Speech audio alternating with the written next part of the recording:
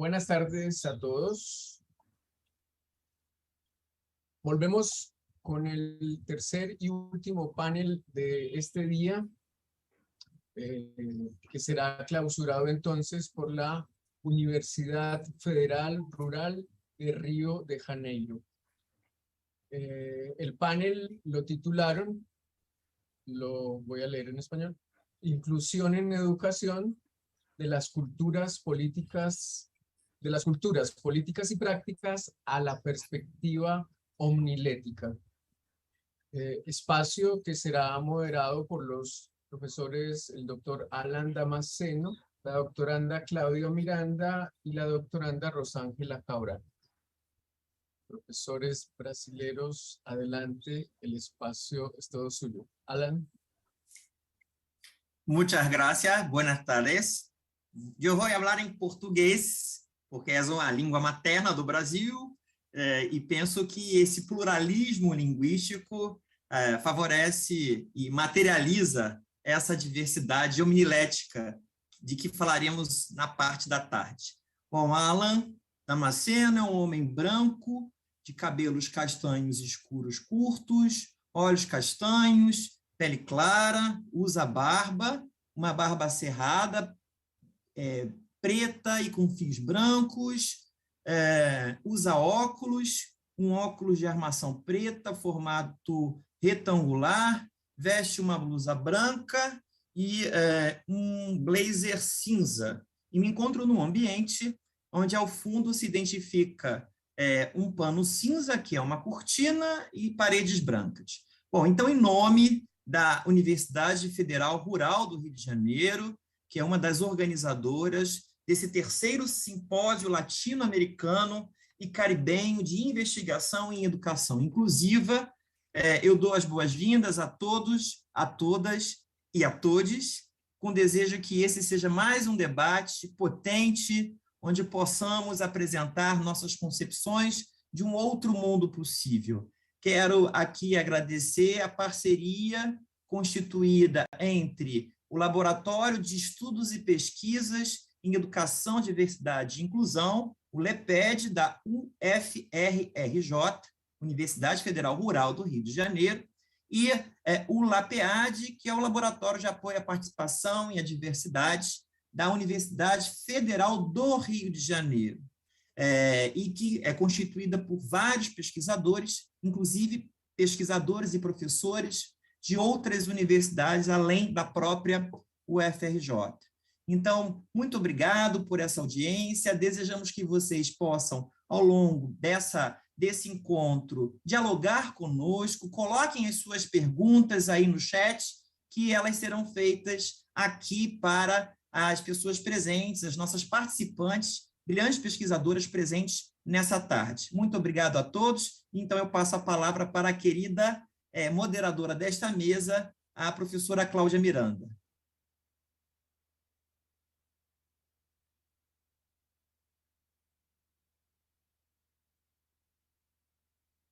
Fala! Boa tarde a todos, todas e todes. É um prazer enorme estar participando deste evento tão significativo na área da educação inclusiva, em que vamos dialogar um pouco a respeito das novas possibilidades que tanto almejamos. Eu sou doutoranda na Universidade Federal Rural do Rio de Janeiro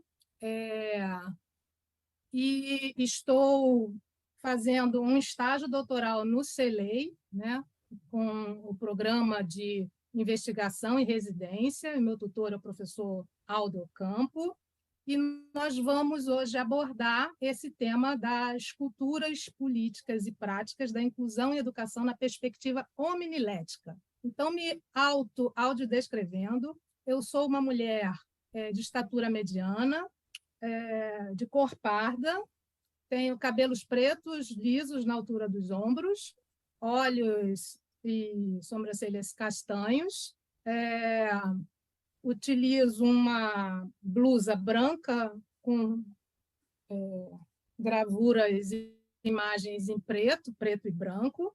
Falo aqui do meu ambiente de trabalho, meu home office, né? Atrás de mim se encontram parte de uma estante com livros e equipamentos multimídia, e vou fazer a audiodescrição das parceiras na mediação, professora Rosângela Cabral, e do nosso tradutor e intérprete em Libras, Paulo William.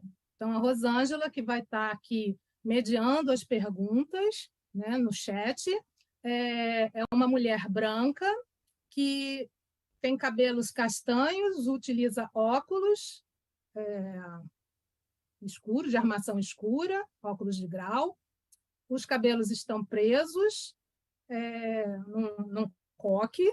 Ela usa uma blusa caramelo, está num ambiente que, ao fundo, tem uma cortina branca e parte de uma parede com um quadro também branco. A Rosângela é doutoranda também da Universidade Federal Rural do Rio de Janeiro. Paulo William, nosso tradutor e intérprete da língua brasileira de sinais, é um homem de pele clara, cabelos castanhos, olhos verdes. Ele está usando uma camisa preta e, ao fundo, aparece uma parede em tons de branco. Eu acho que consegui visualizar na imagem essas condições. Nós vamos fazer as apresentações das expositoras, iniciando com um vídeo, né, da professora Mônica Pereira. A seguir, entrarão no ar a professora Milene Santiago e, após, a professora Sandra. Eu vou proceder à leitura, né, do currículo, mini currículo, das nossas expositoras. A professora Mônica Pereira dos Santos é associada da Faculdade de Educação da Universidade Federal do Rio de Janeiro, tem graduação em Psicologia, mestrado e PhD em Psicologia e Educação Especial pela Universidade de Londres.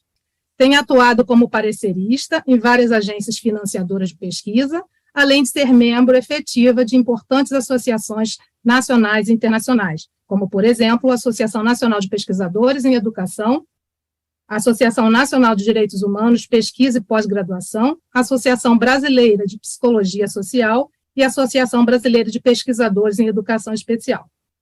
Coordenou o Observatório Estadual de Educação Especial, vinculado ao Observatório Nacional. Fundou e coordenou o Observatório Internacional de Inclusão, Interculturalidade e Inovação Pedagógica, o OIP, que congrega mais de 25 universidades brasileiras e estrangeiras. Coordenou também o Comitê de Ética em Pesquisa do Centro de Filosofia e Ciências Humanas da UFRJ. Foi diretora de acessibilidade da UFRJ, quando implantou uma diretoria e seus primeiros serviços. É autora de livros e artigos sobre inclusão em educação e membro de conselhos editoriais e científicos de periódicos brasileiros e internacionais. Atua nas áreas de educação e psicologia. E é fundadora e coordenadora do LAPEAD, que é o Laboratório de Pesquisa, Estudos e Apoio à Participação e à Diversidade em Educação. A próxima... Cláudia, vai para o vídeo, depois você apresenta a Milene. Depois apresenta as demais? Certo. Isso. Então, agora nós vamos assistir ao vídeo elaborado pela professora Mônica Pereira e retornamos mais tarde com a apresentação da professora Milene e dando prosseguimento à nossa exposição. Por favor, né, quem está responsável aí pode passar o vídeo. Muito boa tarde a todas e todos. Eu sou Mônica Pereira dos Santos. Quero iniciar parabenizando os organizadores por esse importantíssimo simpósio latino-americano e caribenho de investigação sobre educação inclusiva, imaginações para um mundo outro, extremamente necessário, relevante e importante. Quero, portanto, parabenizar os organizadores. Em particular, quero agradecer ao meu grande amigo Alain Damasceno, professor da Universidade Federal Rural do Rio de Janeiro, e as colegas Sandra e Milene, respectivamente, da Universidade Federal de Juiz de Fora e da Universidade Federal do Rio de Janeiro, grandes amigas, parceiras de toda uma vida também, e as nossas queridas colaboradoras, Rosângela e tantos outros que nos ajudaram a compor esse nosso seminário.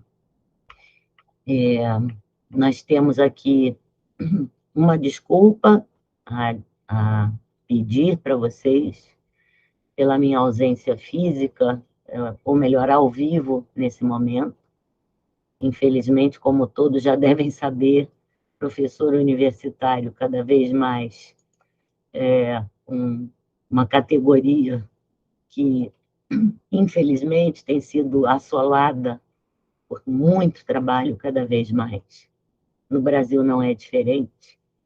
E, infelizmente, bastante desvalorizada, apesar de tudo que faz.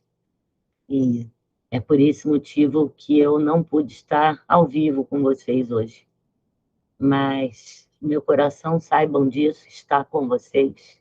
E eu lamento imensamente não ter conseguido agendar, organizar a minha agenda de forma a estar presente.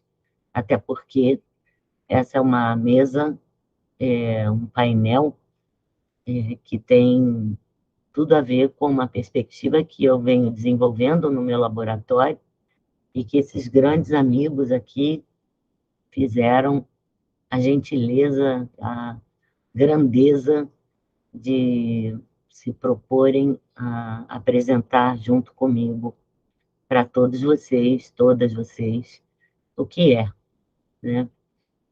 E com isso eu inicio a nossa fala explicando que para se trabalhar inclusão em educação e pensar a partir das culturas políticas e práticas para explicar como chegamos à perspectiva homilética, é muito importante que vocês entendam a origem de todo esse caminho que foi traçado. Não sei se vocês conhecem, mas o laboratório que eu fundei se chama LAPEAD, significa Laboratório de Pesquisa, Estudos e Apoio à Participação e à Diversidade em Educação. Portanto, nosso foco primário é a educação, com todos os seus meandros, com todas as suas nuances, com todas as suas questões que muitas vezes são consideradas delicadas, contraditórias, no Brasil mais do que nunca, complexas, mas é um tema extremamente rico, porque é o tema que nos aponta para a possibilidade de futuro, né? É o tema a partir do qual a gente pensa o que é possível e que as coisas são possíveis.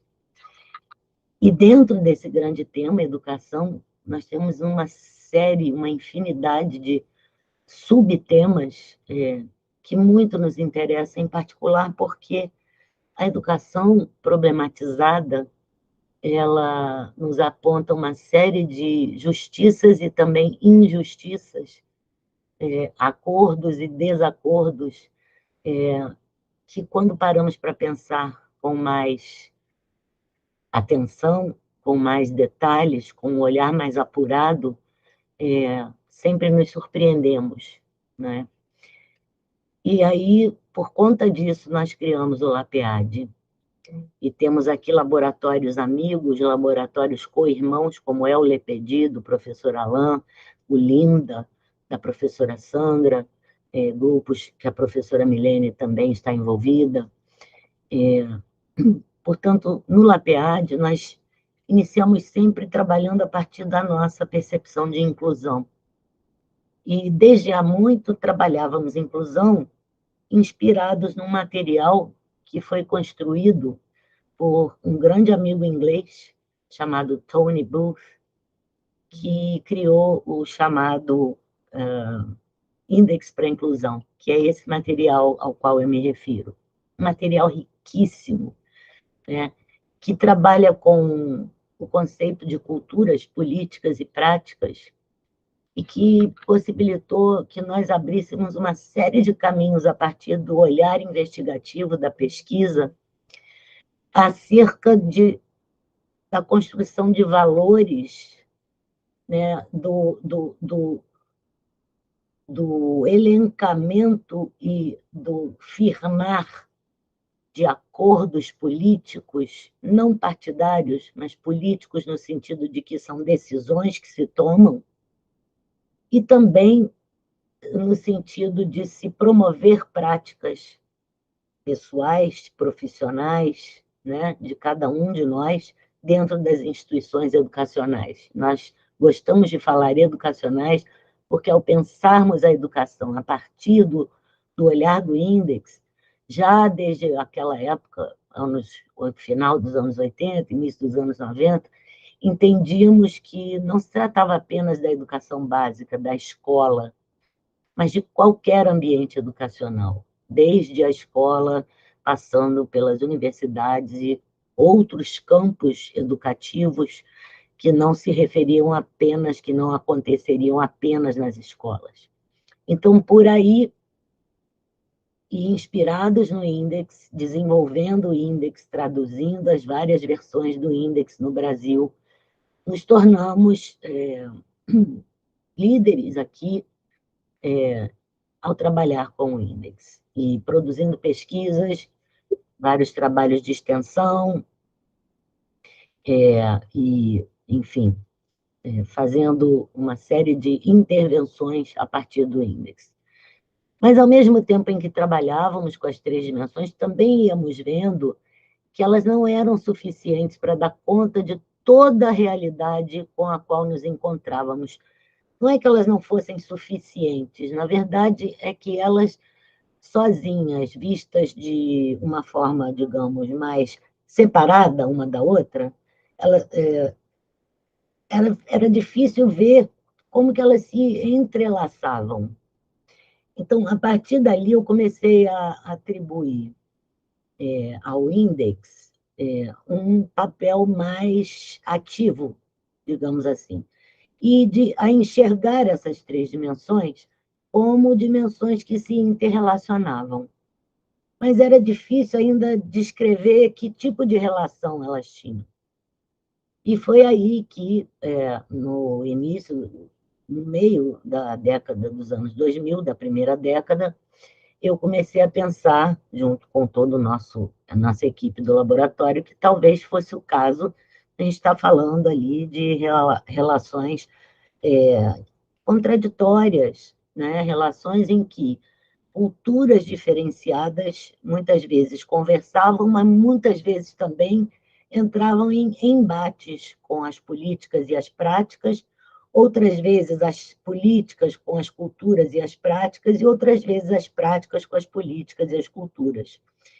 E eu comecei a entender que, nesse sentido, as 3 dimensões tinham o mesmo peso, a mesmíssima importância.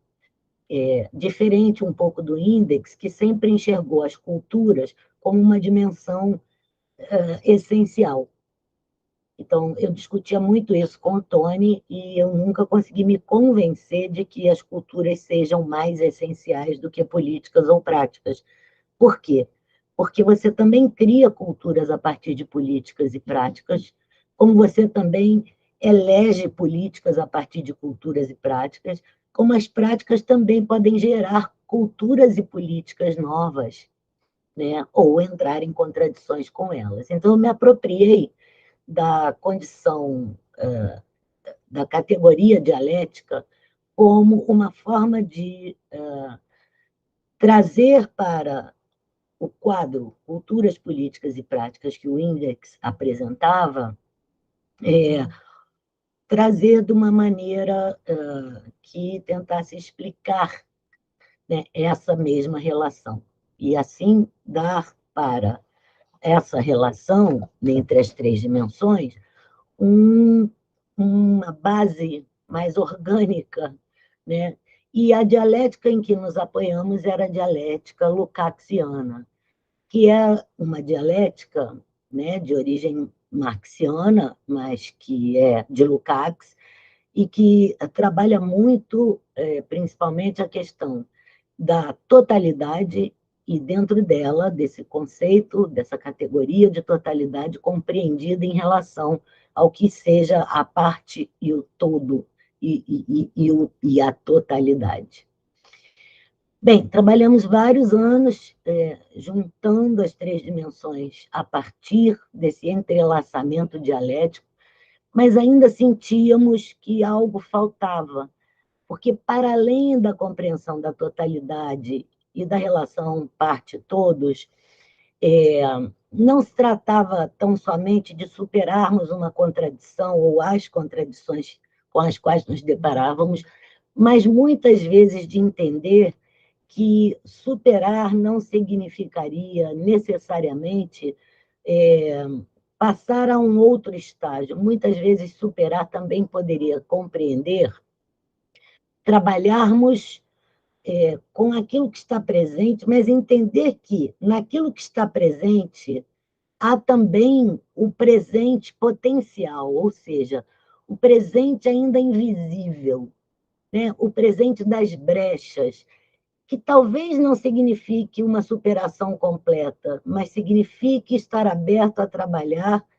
com aquilo que é possível dentro daquela realidade em potencial, que é uma realidade muito criativa, ainda sonhável, ainda, digamos assim, que nos leve a construir a partir dessa dialeticidade presente entre culturas políticas e práticas e a entrever muitas múltiplas possibilidades a partir daquele quadro, né?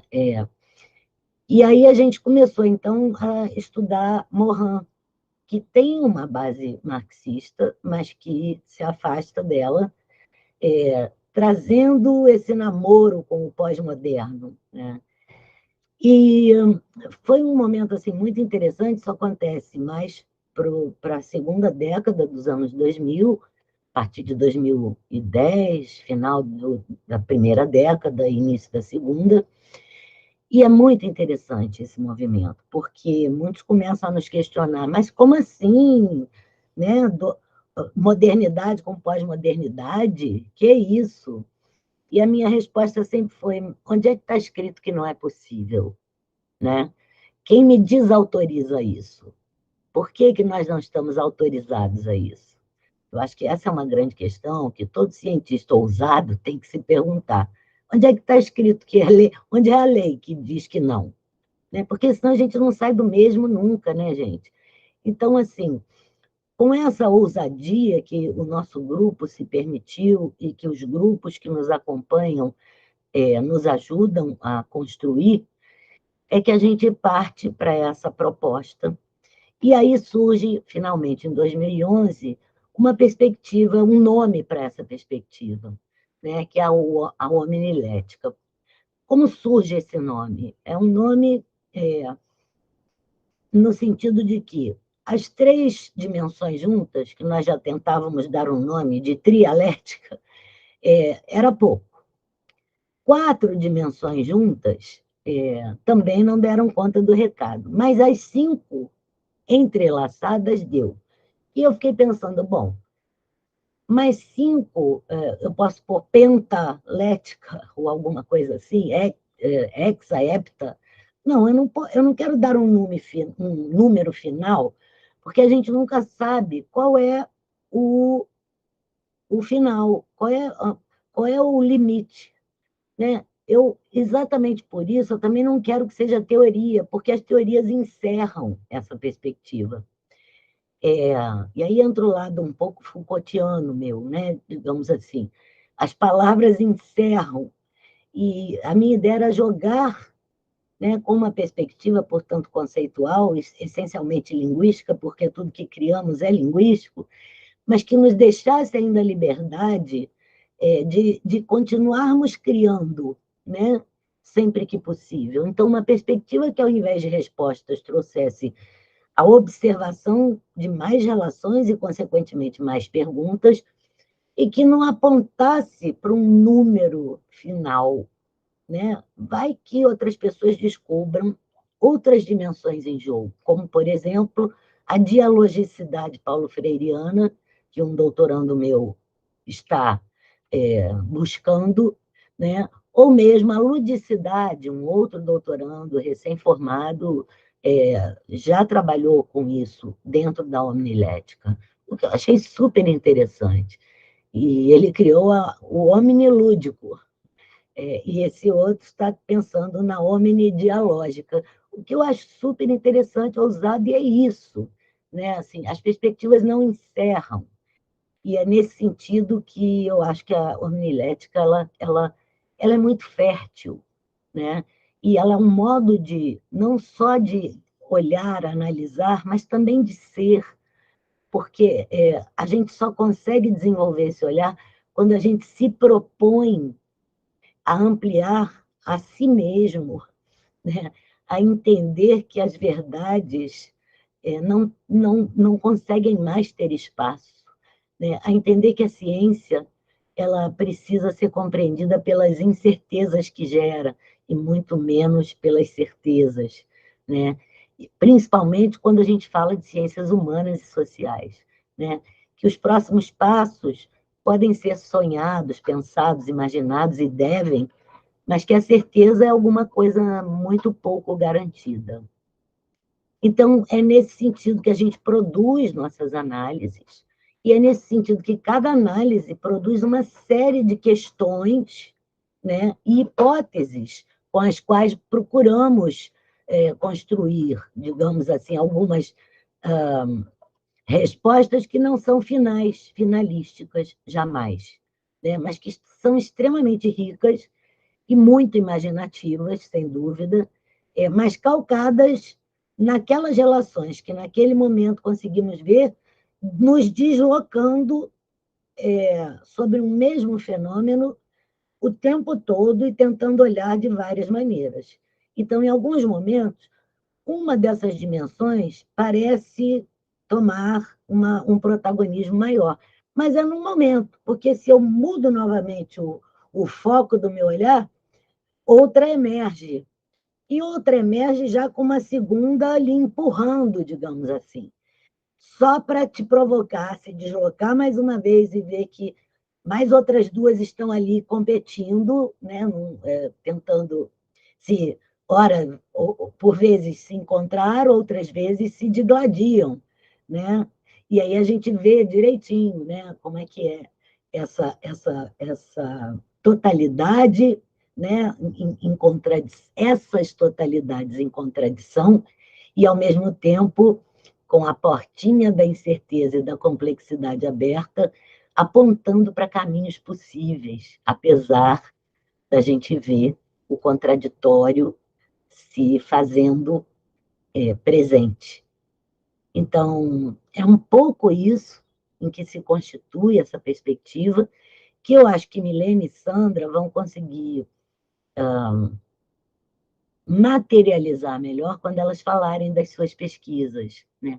Assim, a gente saiu daquilo que iniciamos com o índex e partimos para uma perspectiva efetiva, né? Saímos de uma coisa que é maravilhosa e que ainda nos inspira muito, para a construção de uma perspectiva. E aí, retomando a inclusão, hoje, a gente pode dizer que, com a perspectiva homilética, a gente não analisa só a inclusão, a gente analisa qualquer fenômeno humano e social, né? É que a inclusão em educação é a menina dos nossos olhos, porque estamos interessados em combater toda e qualquer exclusão. E aí, não importa de que grupo ou pessoa, né? Aonde acontece injustiça social, quebra de direitos humanos, o olhar homilético está presente, não é? Tentando identificar as múltiplas variáveis, né, que congregadas, seja em sintonia ou em contraditórios, apontam para possíveis explicações sobre o porquê dessas exclusões e caminhos para o combate a elas. No mínimo, se a gente não conseguir destruir, para pelo menos minimizar, né? E esse é o barato, é essa ideia, né, do que a gente quer quando trabalha inclusão e educação nessa perspectiva homilética. Porque senão a gente pode também chegar a um estado de desespero, de falta de esperança tal, que a gente se paralisa, e não é isso que a gente quer. Então, é um pouco por aí, eu espero que vocês tenham compreendido um tantinho. Vamos partir agora para a explicação mais orgânica que as meninas vão trazer, e é isso. Eu espero que vocês tenham gostado. Eu, mais uma vez, lamento a minha ausência, uma presença on time, mas deixarei aí os meus contatos, estamos aí, e eu espero que esse encontro seja apenas o primeiro de muitos bons encontros que tenhamos por toda a nossa vida. Um grande abraço, muita gratidão, muito carinho, e que nos encontremos em breve. Muito obrigada.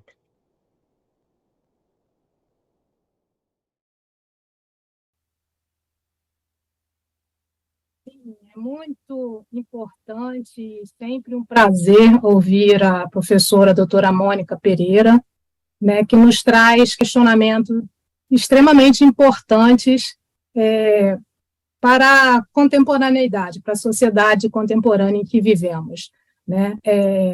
A perspectiva hominilética, em que ela cunha o termo inclusão e educação, vai muito além de um registro etiológico, né? É um conceito em construção que tanto o LAPEAD, o laboratório da UFRJ, quanto o LEPED, o laboratório da Universidade Rural, comungam, que inclusão e educação precisa ser construída numa perspectiva epistemológica, ontológica, para que as políticas, as ações e as práticas passem a contemplar a diversidade, né, em todos os espaços sociais, né? Nós, em termos de documentação, aqui no Brasil, fomos fortemente influenciados pela Declaração de Salamanca, né, em 1994, e passamos por um processo de tradução, de várias traduções desse documento, em que apenas o primeiro precisava quem seria o público, né, da inclusão, né, da educação inclusiva, né, que foi discutido lá em Salamanca. E aí foi modificado isso, né, nas traduções ocorridas, e se convencionou direcionar todas as políticas públicas para um público específico. Então, a educação inclusiva no Brasil é fortemente marcada por ações voltadas para as pessoas com deficiência, para a educação especial, quando a gente discute que não é possível deixar marginalizado, deixar à margem, né, dos atendimentos e do acolhimento uma população tão diversa para além das pessoas com deficiência, né? Então, a perspectiva hominilética discute acerca disso, assim como a perspectiva que o LEPED se utiliza, né, que se embasa na Escola de Frankfurt, né, na teoria crítica da sociedade, né, principalmente nos apontamentos de Theodor Adorno, para a gente buscar fazer uma inclusão em educação diferente, que, de fato, modifique todas essas culturas políticas e práticas. Então, a gente denuncia para anunciar uma nova possibilidade. E aí, dando continuidade, né, ao conceito que a professora Mônica Pereira nos trouxe, a professora Milene Santiago irá apresentar as suas ações da Universidade Federal de Juiz de Fora, né, de Minas Gerais, aqui no Brasil, e eu vou apresentar a professora Milene, Milene Cristina Santiago tem graduação em Pedagogia, especialização em Atendimento Educacional Especializado pela Universidade Federal do Ceará, mestrado em Educação pela Universidade Federal de Juiz de Fora e doutorado em Educação pela Universidade Federal do Rio de Janeiro. É docente do Departamento de Educação e do Programa de Pós-Graduação em Educação da Universidade Federal de Juiz de Fora. Atuou na docência e gestão da educação básica com a temática da inclusão. Foi docente na Universidade Federal Fluminense, em Niterói, Rio de Janeiro. Também foi pesquisadora do Observatório Nacional de Educação Especial e do Observatório Internacional de Inclusão, Interculturalidade e Inovação Pedagógica, o OIP. Realiza pesquisa e extensão na área de formação de professores, inclusão em educação, interculturalidade, currículo e políticas públicas em educação. Atua na coordenação de licenciaturas da Pró-Reitoria de Graduação da Universidade Federal de Juiz de Fora. Então, professora Milena, muito bem-vinda e pode proceder aí a sua fala.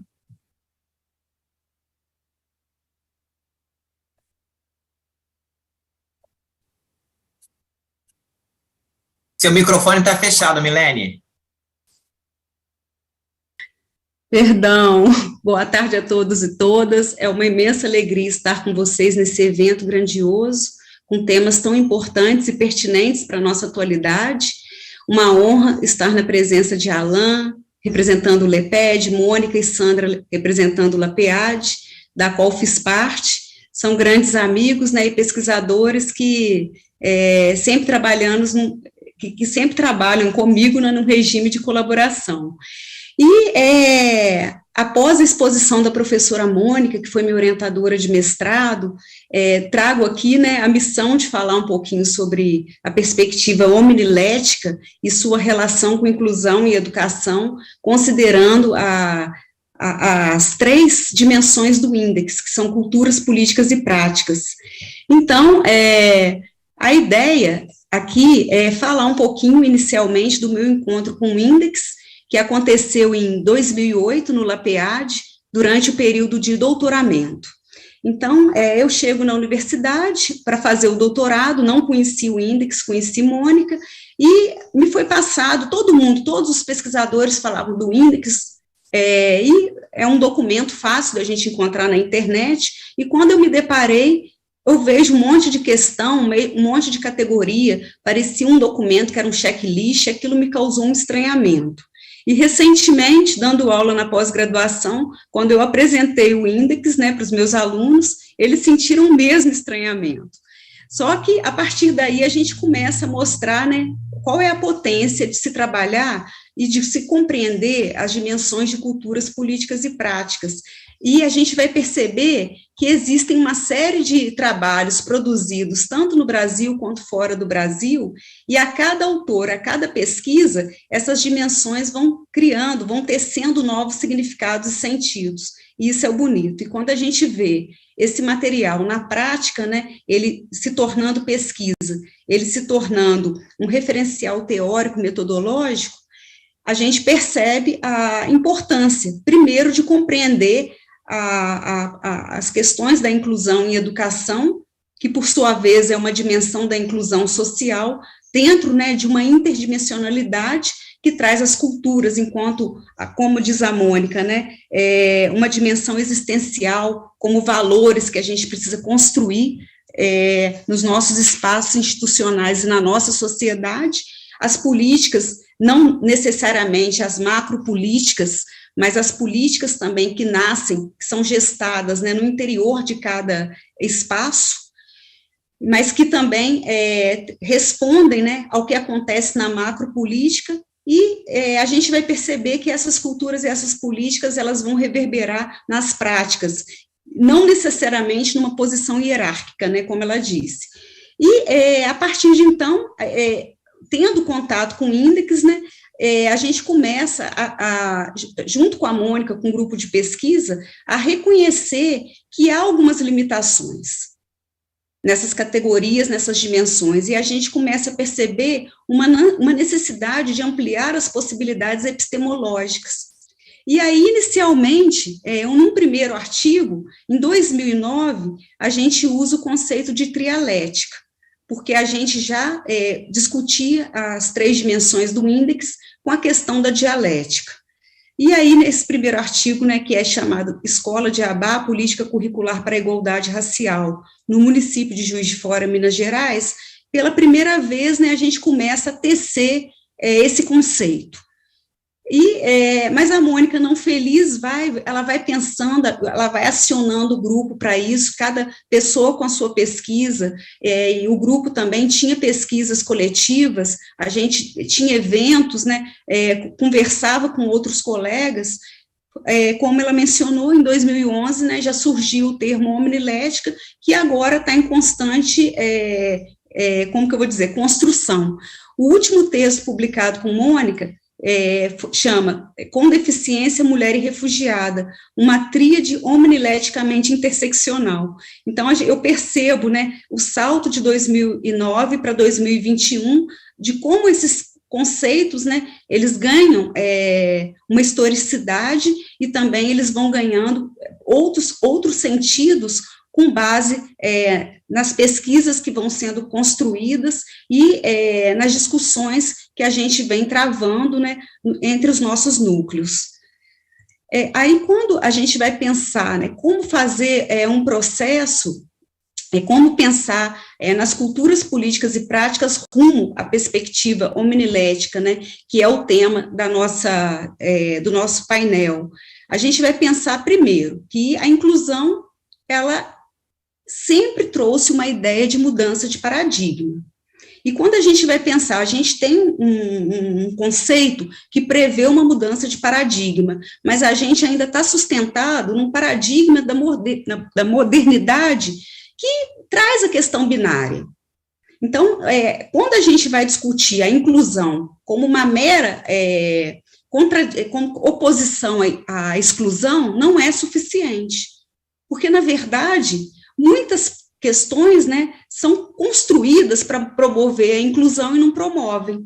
E é aí que entram as variáveis, é aí que entra a complexidade, as questões que a Mônica vai trazendo, né, em discussão junto com o Lucas e com Morin. Então, a gente vai perceber, para além dessa questão, né, da tentativa de pensar a mudança de paradigma, a gente ainda tem um entrave do sistema econômico e educacional que é sustentado e alimentado por relações de competição, hierarquia, seleção. Afinal de contas, a gente tem um modelo capitalista. E a inclusão, ela vai nos convidar a trazer elementos para solidariedade, para trabalhar, para operar com outros valores, que sejam a colaboração e outros valores que a gente vai elencando. Então, a gente vai perceber que mudar de paradigma representa mudança de uma perspectiva. Então, o processo de inclusão e exclusão em educação, ele se constitui por múltiplas possibilidades ideológicas e até mesmo discursivas que vão movimentar as culturas políticas e práticas, tornando necessário convocar outras possibilidades conceituais e autorais, para tentar conhecer, explicar e transformar a educação, a sociedade e o mundo. Então, na verdade, quando a gente faz esse movimento, vamos tentar, se todo o trabalho que a gente fizer ficar pautado exclusivamente nas culturas políticas e práticas, a gente vai gerar trabalhos que sustentam uma repetição. E é aquilo que a gente não quer pautar, a gente quer ir além.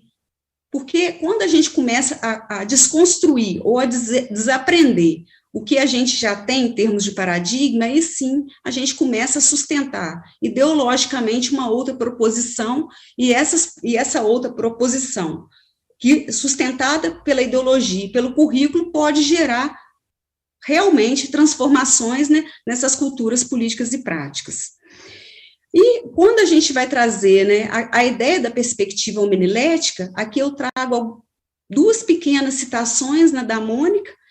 Uma delas é de 2012, ela traz o seguinte: compreender os fenômenos sociais em sua integralidade visível e em sua potencialidade invisível, mas não necessariamente ausente, seja por estar apenas oculta, seja por existir ainda apenas potencialmente. Então, o que acontece? A gente vai perceber que quando ela traz um conceito como esse, né, ela já está caminhando, ou ela está nos convidando a caminhar para a gente tentar entender um fenômeno em sua totalidade. E aí, por exemplo, durante o doutoramento, a gente ainda não tinha avançado, né, nessa perspectiva conceitual, mas eu me deparo numa escola em que eu fazia pesquisa com a metáfora da cerca, né? O que seria isso? Eu estava trabalhando num laboratório de aprendizagem que atendia crianças que tinham dificuldade no processo de alfabetização. E essas crianças tinham a possibilidade de serem atendidas no contraturno escolar. E eu estava numa sala de aula que eu observava que uma garota de aproximadamente 8 anos, ela tinha resistência de estar nesse espaço. E toda manhã era a mesma coisa, a mãe dela empurrava ela para a sala e a professora puxava, e ela ficava chateada com aquilo, mas num belo dia ela percebe que eu estou lá escrevendo alguma coisa, ela vem conversar comigo. E ela fala, o que você está fazendo? Eu conto que eu estou escrevendo, que eu estou fazendo pesquisa, e a gente, né, fica amigas. Um belo dia acontece uma situação que a professora sai de sala e tem um barulho do lado externo, e todas as crianças vão para a porta querendo saber o que está acontecendo. E eles começam a criar hipóteses. É uma cerca, estão fabricando uma escada. Aí alguém coloca as crianças para dentro e essa menina chega até a mim e fala, eu sei, tia, eu sei o que eles estão fazendo uma cerca para separar as crianças que sabem ler das que não sabem. Então, olha que coisa interessante, um espaço que foi criado para potencializar a aprendizagem e a inclusão, ele, para as crianças, ele era entendido como uma leitura de exclusão. Então, na verdade, quando a gente começa a captar a homilética, a gente vai perceber todas essas variáveis, né, todos esses múltiplos olhares que a gente tem que ter, e, na verdade, né, não só múltiplos olhares, mas ouvir múltiplas vozes, para a gente entender mesmo o fenômeno de uma forma mais completa possível. Então, resumidamente, a gente vai perceber que a homilética significa uma maneira totalizante de compreender as diferenças como partes de um quadro maior, caracterizado por suas dimensões culturais, políticas e práticas, em uma relação ao mesmo tempo complexa e dialética. E aí, né, uma nova citação de Santos. E quando eu sou convidada a falar um pouquinho da pesquisa, por conta da limitação do tempo, eu trago, né, o que eu estou fazendo mais recentemente, que é estudar a inclusão no ensino superior. E aí, se a gente vai se transpor para a perspectiva homilética, a gente vai ver que, ao tentar entender o processo de inclusão no ensino superior, a gente passa por vários atravessamentos. O primeiro deles, política de cotas, que no Brasil começa em 2012, para pessoas negras, de escola pública e de baixa renda. Em 2016, essa política se amplia para pessoas com deficiência. Para além das políticas de cota, a gente tem que discutir a questão do acesso, permanência e qualidade, do ensino, pesquisa e extensão, que é a missão tripla da universidade. A ideia das intersetorialidades, não é um departamento, um setor exclusivo que vai dar conta, né, desse processo de inclusão, mas são os vários setores dialogando. A ideia da interseccionalidade, porque hoje, quando a gente vai pensar em inclusão, né, a gente vai pensar no surdo, negro e pobre. Na verdade, né, as identidades, elas se intercruzam. E aí a gente também tem a comunidade acadêmica, que é constituída por discentes, docentes, servidores, usuários, os processos formativos, né, que muitas vezes nos trazem resistências, mas também se amplia para possibilidades. Nos últimos 2 anos, a gente conviveu com a questão da pandemia, a gente tem um cenário político atual muito, como que eu vou dizer, que traz complicadores, grandes desafios em função de limite de teto de gasto, de limites de financiamento para educação e para a escola e para a universidade pública de modo geral. E aí a gente ainda vai pensar, né, nessa inclusão enquanto um processo que a gente tem que desenvolver culturas políticas e práticas, porque, junto com a ideia da autonomia universitária, a gente tem que trabalhar também com a construção dos nossos valores, das nossas próprias políticas, né? E ver como que nós estamos tecendo as nossas práticas. Então, a gente vai entender que dentro desses atravessamentos que eu trago, né, a homilética, ela é um olhar para a totalidade, que seriam as múltiplas variáveis para a gente compreender um fenômeno, ou o fenômeno, ou os fenômenos em seus múltiplos significados, possibilidades e conclusões que, no nosso entendimento, dentro dessa perspectiva, são sempre provisórias, porque as variáveis sempre estão em transformações, né? A cada dia um dado novo. Então, e assim como a inclusão é um processo infindável, né? A gente vai pensar, toda vez que a gente fala, né, nas nossas considerações finais, a gente está trazendo dados, né, provisórios.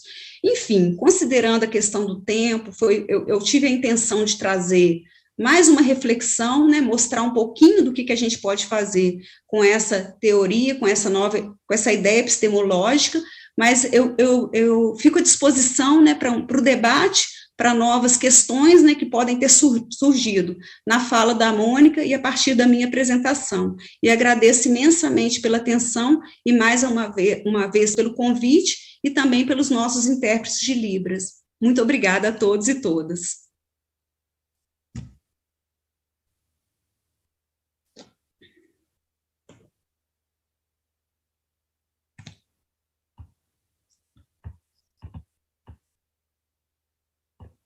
Ouvir agora a fala da professora Sandra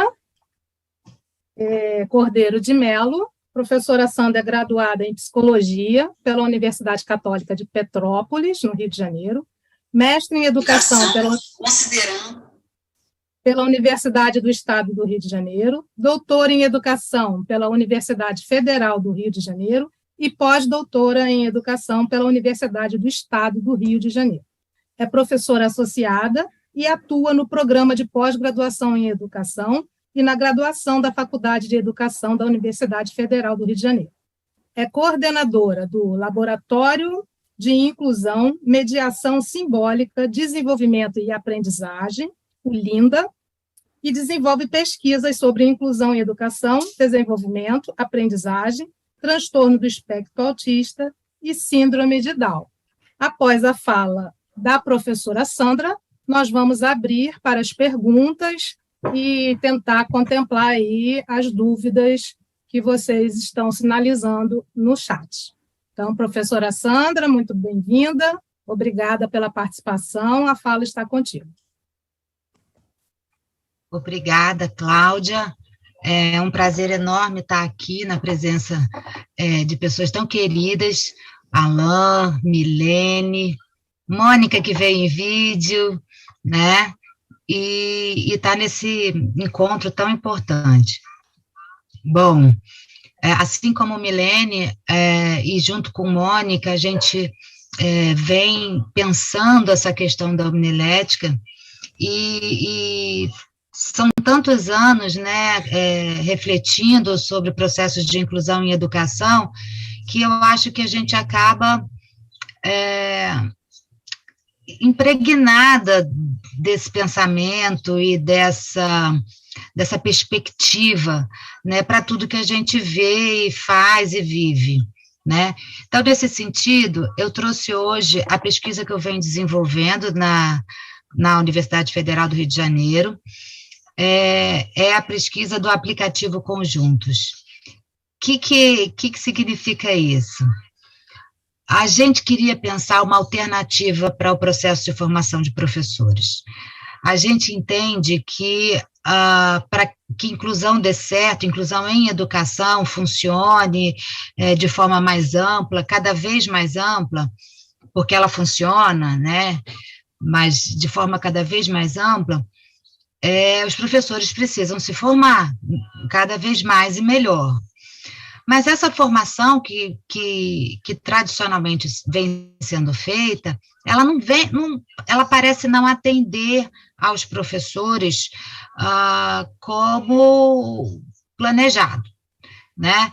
Então, que formação eu venho dizendo? Eu falo sobre os cursos planejados por pessoas que não são os próprios professores, muitas vezes que não procuram conhecer suas demandas e em horários de serviço, em horários fora do horário de serviço, ou seja, final de semana, noite, quando esse professor que já tem 2 matrículas chega cansado e ele ainda vai fazer a sua formação. Então, a gente entende que essa formação, ela não está atendendo como a gente gostaria. E a gente quis pensar uma alternativa que supõe uma rede de colaboração entre professores, que supõe um empoderamento desses professores à medida em que eles trocam experiências pedagógicas entre eles, e nós entendemos e estamos investigando que essas experiências, essa troca de experiências pedagógicas é formativa. Então, eles se formam trocando experiências pedagógicas criadas, formadas ao longo de suas carreiras na sala de aula, junto com seus alunos.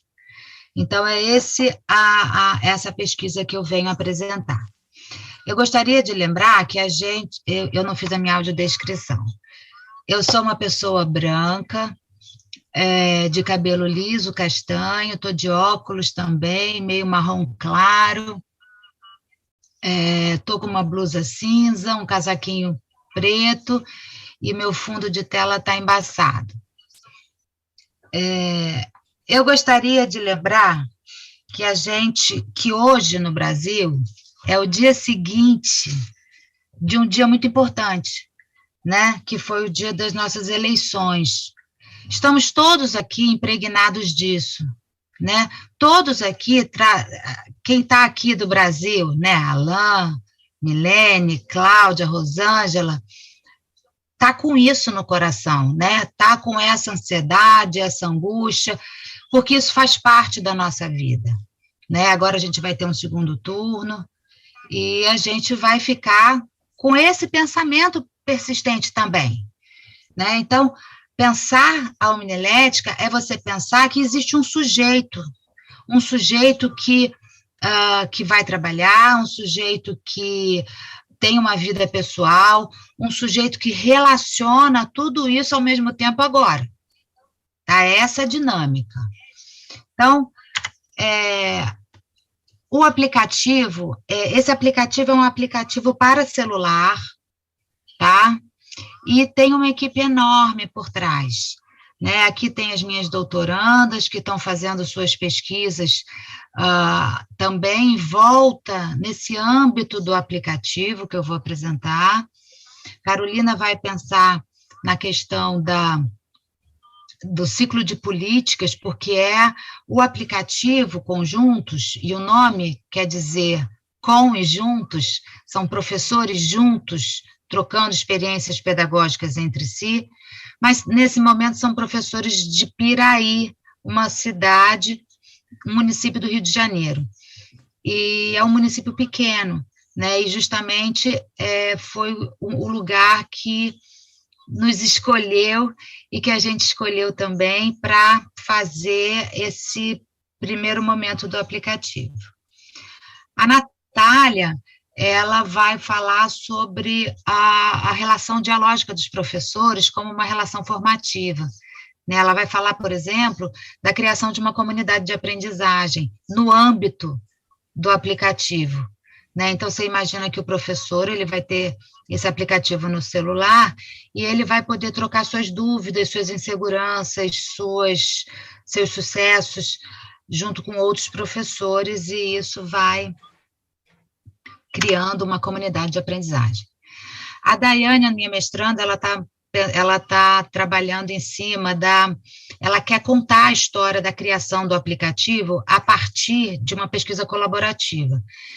O que significa isso? Significa que 3 grupos precisaram se juntar para criar essa aplicação. Que grupos? Nós, equipe de pesquisa da universidade, o grupo da tecnologia, e o grupo de professores, e agentes de ensino colaborativos e gestores de Piraí.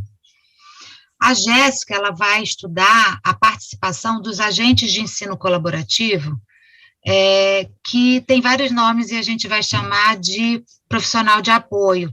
O profissional de apoio que tanto a escola buscou como ajuda ao processo de inclusão. Então, ela vai focar nesse grupo, nas trocas que esses profissionais vão fazer.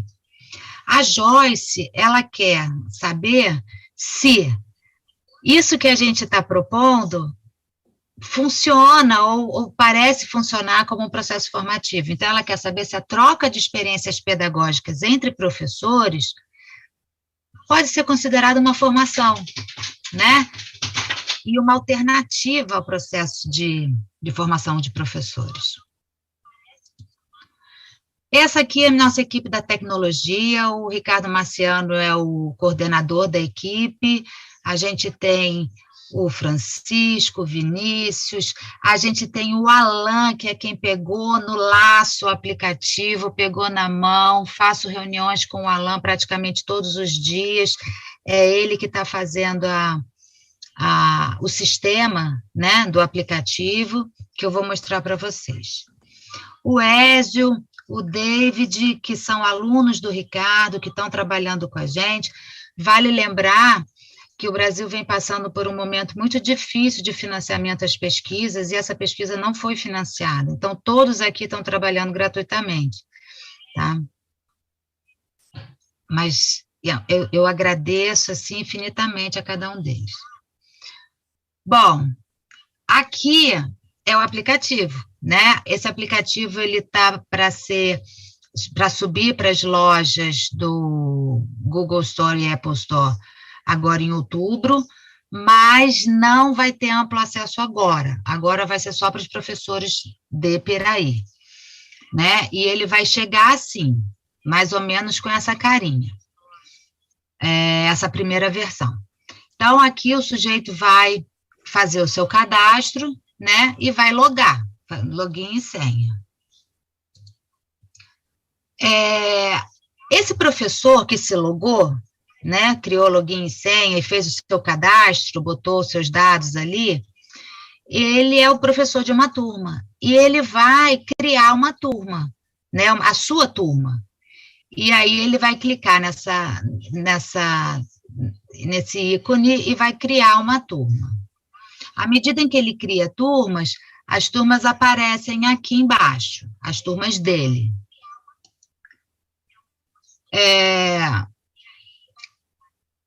Quando ele vai criar a turma, ele vai dar um nome para a turma, ele vai, aqui, todas as instituições de Piraí, as escolas de Piraí já estão cadastradas no aplicativo, então ele vai escolher a escola que ele trabalha e a modalidade de ensino, ele vai selecionar. Então, ele selecionou a escola Luísio Cautiero, o endereço é esse, o e-mail é esse, o telefone, a modalidade é do ensino fundamental 5º ano, ok, o nome da turma é 5º ano B.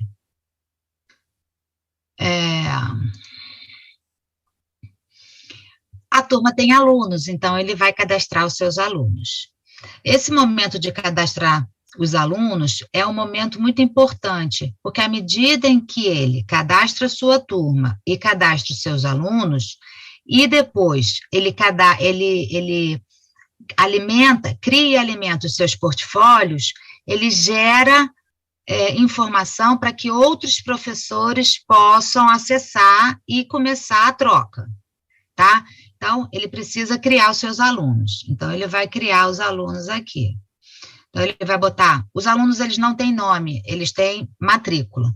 Então, ele vai botar a matrícula do aluno, data de nascimento, gênero, se ele tem deficiência ou não tem, se ele tem laudo ou não, e ele vai começar a ticar características de socialização e comunicação, de características de desenvolvimento emocional e cognitivo. E aí ele vai ticando aqui, por exemplo, ele é afetuoso nas relações sociais com outras crianças, ele vai clicando naquilo que ele acha que aquele aluno apresenta.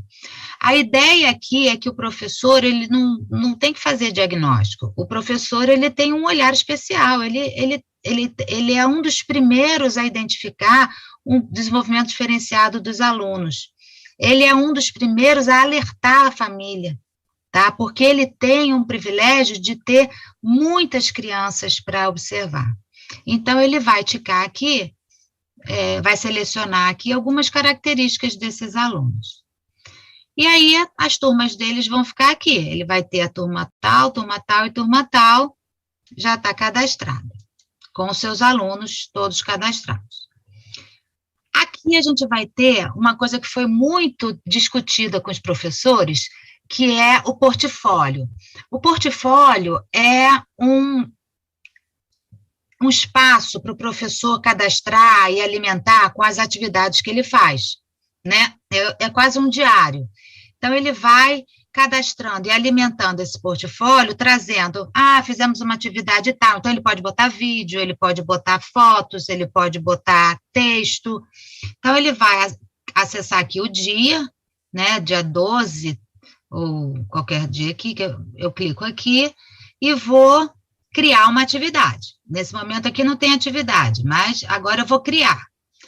Aí eu vou criar uma atividade e eu vou inserir o nome, que a atividade ela é essa, uma imagem, eu vou descrever essa atividade, eu posso também colocar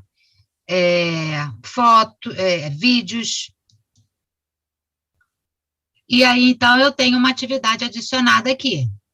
Essa atividade, junto com o perfil dos alunos da sua turma, e com o seu próprio perfil de professor, gera conteúdo para que outros professores venham a acessar. Aqui a gente tem a parte das ideias. Aqui embaixo, se você, não sei se está dando para ver, aqui embaixo, na faixa azul, tem uma lâmpadazinha escrita ideias. É essa aba. Essa aba é como se fosse uma revista eletrônica. Ela vai ter um banco de artigos selecionados pelo Linda sobre autismo e síndrome de Down, vídeos selecionados pelo Linda, documentários, filmes, vídeos, e links e acesso a grupos de pesquisas que pesquisem esses temas, tá? Então, aqui o professor pode clicar e acessar. E aí, a gente tem o banco de ideias. O banco de ideias foi um pedido dos professores. Eles falaram assim, tá bom, eu vou criar o meu portfólio, mas vai ter algumas atividades que eu vou querer sistematizar e compartilhar de forma mais sistematizada. E aí a gente falou, legal, então por que a gente não faz um banco de ideias? Então, o banco de ideias é um banco de planos de aula que o professor quer divulgar para geral, ele quer divulgar para todo mundo esse plano de aula que ele achou que valeu a pena. Então, ele vai cadastrar uma ideia. E aí, ele cadastra essa ideia. A gente está na fase final de criar, e eu não tenho imagem para isso, de criar a mensageria. Aqui em cima, deixa eu ver se está aparecendo para vocês, tem uma cartinha. Essa cartinha é a mensagem, que eu posso mandar mensagem para um professor e entrar numa conversa como o WhatsApp com o professor. Então, essa troca, o que a gente quer? A gente quer gerar conteúdo de cada professor e de suas salas de aula, para que outros professores possam, filtrando as informações, encontrar um conteúdo que ele precisa.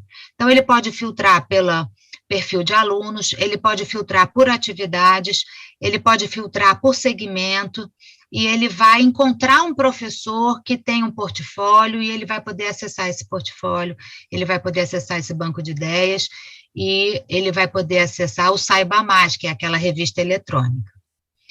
Tudo isso é para mostrar para vocês o esforço que a gente faz e que a gente está fazendo para gerar uma alternativa ao processo de formação de professores, para, junto com esses professores, formá-los, mas formá-los a partir de suas próprias demandas, e formá-los na hora que eles precisam, né, no momento em que eles precisam, que é o fato desse aplicativo estar no celular, ele é um aplicativo muito leve, e isso significa que ele consome pouca internet, mas que esse professor pode encontrar com outros professores e trocar informações a qualquer momento, né? Bom, preciso seguir o tempo também, e fico aberta às suas questões. Agradeço a atenção e me coloco aqui à disposição de todos vocês. Muito obrigada. Eu paro de compartilhar, não paro, gente?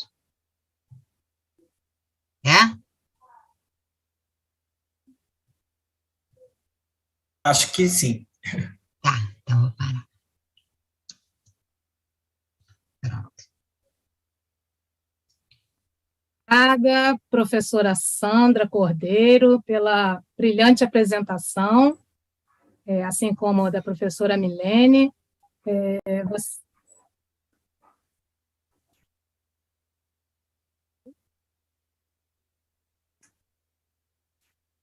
Compartilhar, eu acho que ele quer que você compartilhe de novo, Sandra.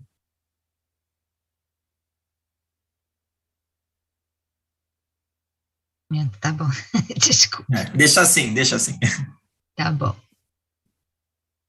Isa, quando eu posso falar? Pode, está aparecendo. Muito obrigada, mais uma vez, professora Sandra, pela brilhante apresentação, assim como da professora Milene.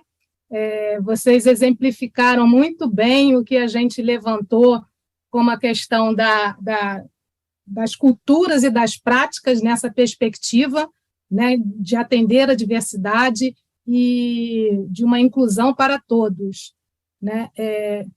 Eu vou perguntar agora à nossa moderadora Rosângela, professora Rosângela, para ela sinalizar as perguntas que estão no chat, e aí o coordenador aqui da transmissão, se puder destacar na apresentação. Me parece que tem uma pergunta de Ada e outra de Janete. Então, se puder colocar aí na tela as perguntas. Passa para a Rosângela, Cláudia, e ela fala as perguntas. Sim. Então, a Rosângela está aí na tela agora. Isso. É preciso ler as perguntas. É preciso ler.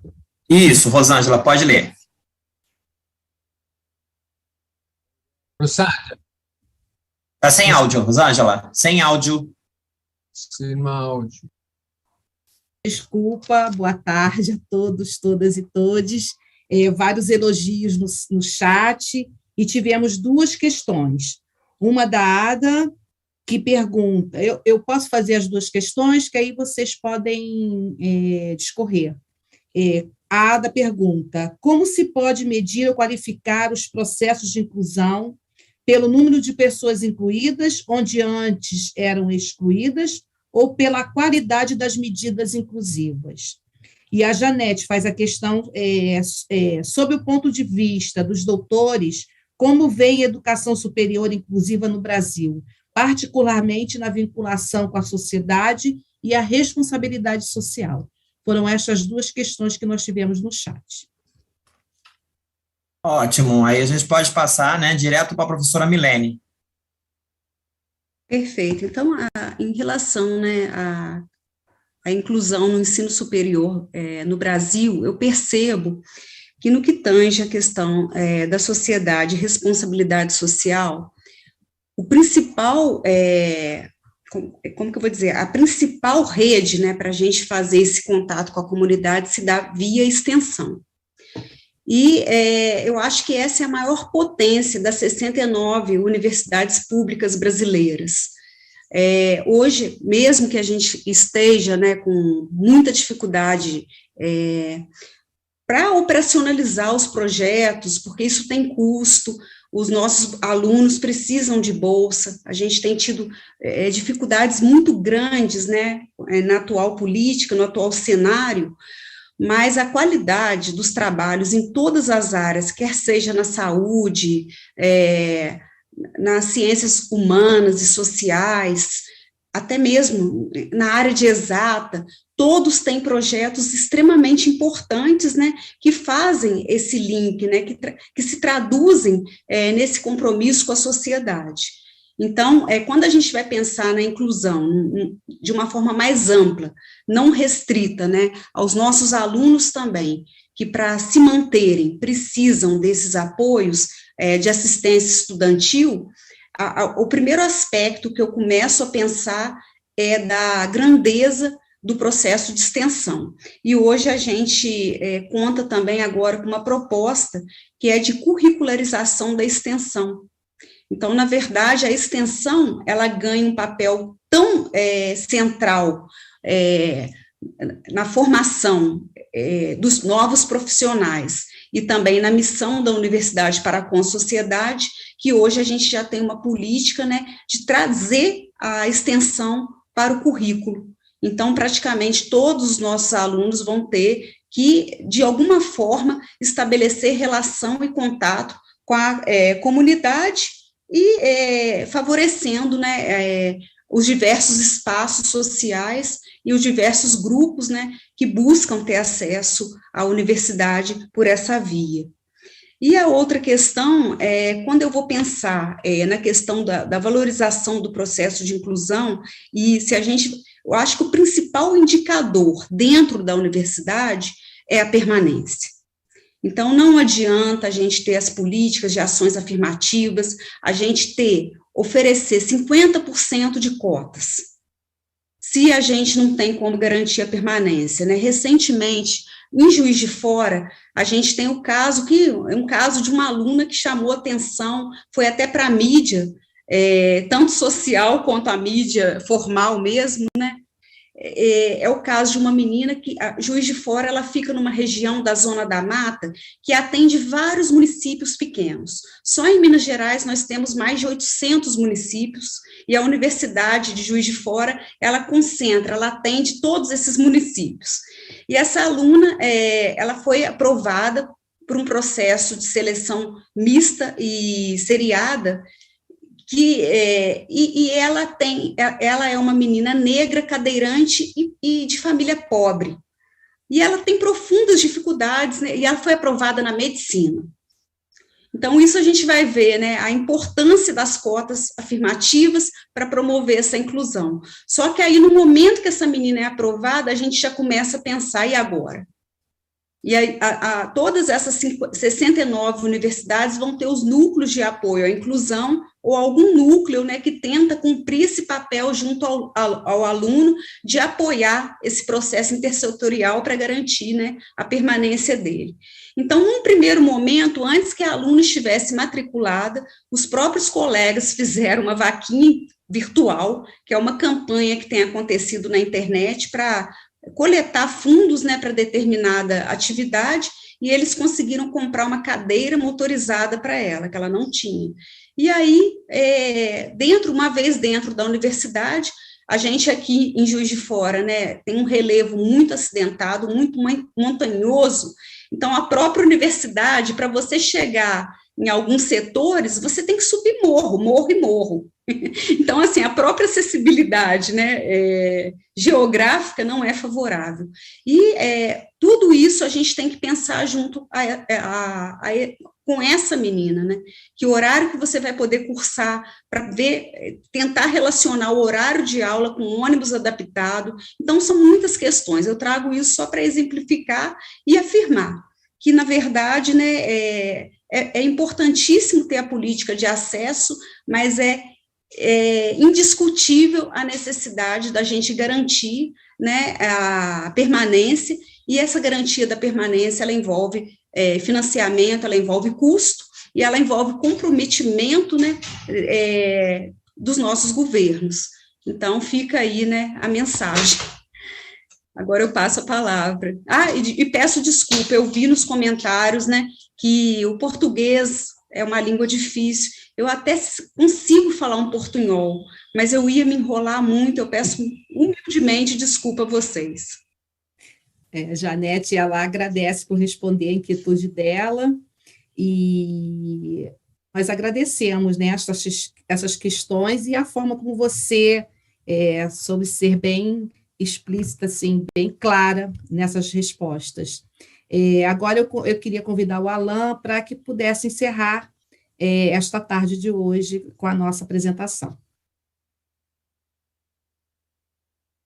Nós não vamos ouvir a professora Sandra? Podemos. A professora Sandra, claro, precisamos ouvir a professora Sandra. Sim. Desculpe, Sandra. Oi, Janete, e eu não me lembro o nome da Ada. Na UFRJ, a gente vem também passando por essa situação do acesso e permanência do aluno com deficiência no ensino superior. No meu caso, especificamente, eu venho acompanhando os alunos com autismo. E a permanência é muito difícil, tá? Por uma série de razões.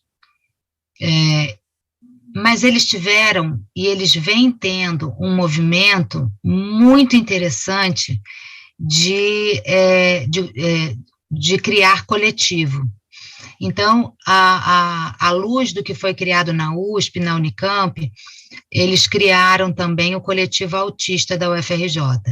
E esse coletivo, ele tem reunido não só alunos com autismo da UFRJ, como alunos simpatizantes, ou que queiram aderir à causa, né, e pensar em situações que eles vivem no dia a dia da universidade, e que são barreiras enormes para que eles concluam o ensino superior. Então, a gente tem vários alunos da medicina, da arquitetura, de diversos cursos que são autistas e que vão levantar para a gente, por exemplo, a interação a dificuldade que eles têm na interação com os professores, né? Muitos pedem eles pedem assim como se fosse uma mediação entre eles e o professor, para que eles consigam entender claramente o que o professor espera deles, coisas que ficam muito na subjetividade, né, e também querem que o professor entenda também o que eles estão dizendo, ou aquilo que eles querem, a mensagem que eles querem comunicar. Eles demandam também espaços mais para relaxamento entre uma aula e outra, com uma luz um pouco mais fraca, com que seja mais silencioso. A universidade é um espaço enorme, é um espaço barulhento, ativo, dinâmico, e eles buscam esse espaço mais sossegado para poder se organizar novamente entre uma aula e outra. E assim tantas demandas. E isso a gente vai... E a criação desse coletivo, ela pôde gerar essa articulação entre eles. E agora eu estou com uma mestranda que está acompanhando o coletivo. Então, é muito interessante ver a luta pela permanência. E é uma luta mesmo, porque é difícil demais. É muito maior o percentual de evasão do que de conclusão, infelizmente. Rosângela? Obrigada, Sandra. Como sempre, vocês bem claras nas respostas, e as pessoas aqui no chat sempre atentas e concordando com a fala de vocês. Alain, passo a você a palavra neste momento. Ok. Muito obrigado, Rosângela. Quero, então, coube a árdua missão a este professor de fazer o encerramento desse painel. Quero agradecer imensamente as contribuições a esse profícuo debate realizado pelas professoras Mônica Pereira dos Santos, a professora Milene Santiago e a professora Sandra Cordeiro. E antes que eu passe a palavra final, né, para o professor Marlon, que gentilmente fez a mediação do ponto de vista da tradução, para que pudéssemos nos comunicar e nos entender aqui. Muito obrigado, professor Marlon, por essa sua generosidade, seu companheirismo, da nossa parte, penso que ainda teremos muitos outros debates para pensar a perspectiva homilética nessas múltiplas possibilidades que ela nos apresenta de entender os fenômenos de inclusão em educação e, quiçá, como a sua própria conceptora, a professora Mônica, nos trouxe, outros fenômenos que não estejam necessariamente dentro da complexa relação da inclusão e educação, fenômenos sociais de uma maneira geral. Por fim, antes de passar a palavra ao professor Marlon, quero agradecer imensamente ao nosso tradutor e intérprete de Libras, né, o nosso querido professor Paulo William, que fez a mediação na comunicação aqui, tornando esse espaço mais acessível, obviamente, na língua brasileira de sinais, para pessoas com surdez que eventualmente tenham nos assistido. Obrigado, Rosângela, obrigado, Cláudia, estamos todos juntos, todos e todas e todos. Muito obrigado, com a palavra, professor Marlon. Tudo bem, Alan, tudo bem. Bien, agradecemos entonces las brillantes contribuciones presentadas por el panel a cargo de la Universidad Federal Rural de Río de Janeiro. El día de hoy hemos presenciado las investigaciones que se están realizando en parte de nuestra querida región, teniendo como eje las experiencias y las distintas perspectivas de inclusión. Yo quisiera dejar 3 preguntas que me queda el haber participado en todo el día, toda la mañana y la tarde. 3, tal vez al azar, tal vez mi perspectiva.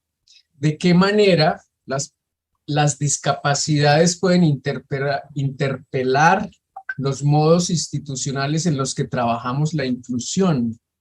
Esa puede ser una. Una segunda, el carácter gerencialista que tienen las instituciones educativas favorecen los procesos de inclusión.